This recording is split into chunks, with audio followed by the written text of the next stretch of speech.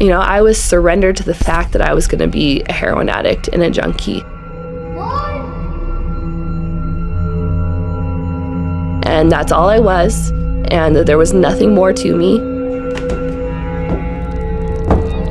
I think she's in here. And I was okay with that at that moment. Mom, open the door.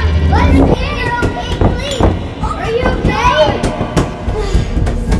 Are you okay? I want to see if you're okay.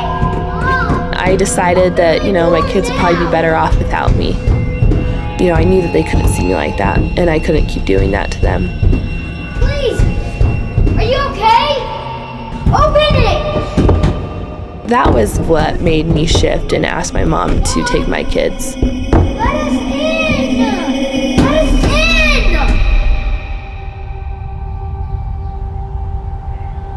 in. Fast forward a little bit, or just, during this time period, me and my boyfriend were living out of my car at the time. We did anything and everything to feed the addiction. I remember just thinking in my head, like, when is this going to be over? When is this going to be over? But I also was saying, I need to do this so I can get my drugs and stay with my boyfriend. I remember, just something inside of me breaking. We pull off these side roads and, try to make sure nobody would find us.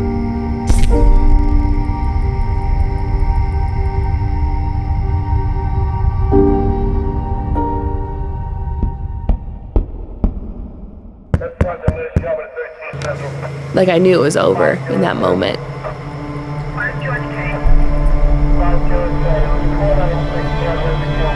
I do remember feeling a sense of relief because I knew I didn't want to live that life anymore, but I didn't know how to get out of it. I just remember tossing and turning in that little cell, wanting to get out. And I remember being so sick. It was horrible. And I felt so unworthy, of God's love, that He would, even be willing or wanting to take the time to talk to somebody like me. Personal revelation and prayer and meditation just seemed so foreign to me. But I remembered how I grew up all came flooding back.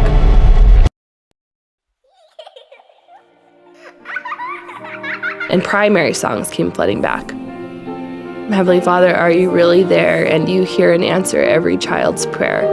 And that was the first prayer that I ever uttered in recovery.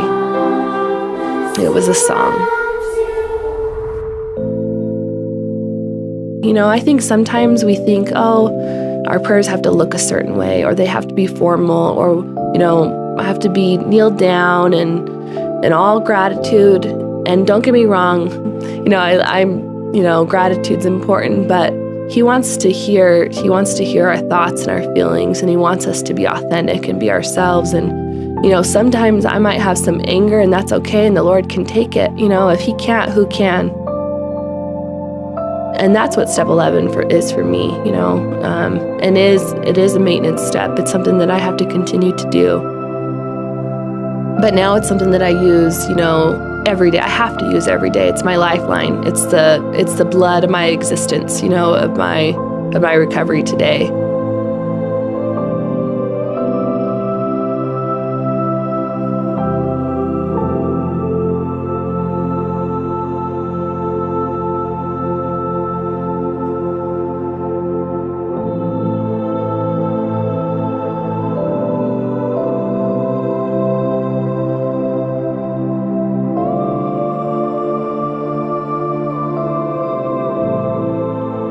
I have since gotten my kids back.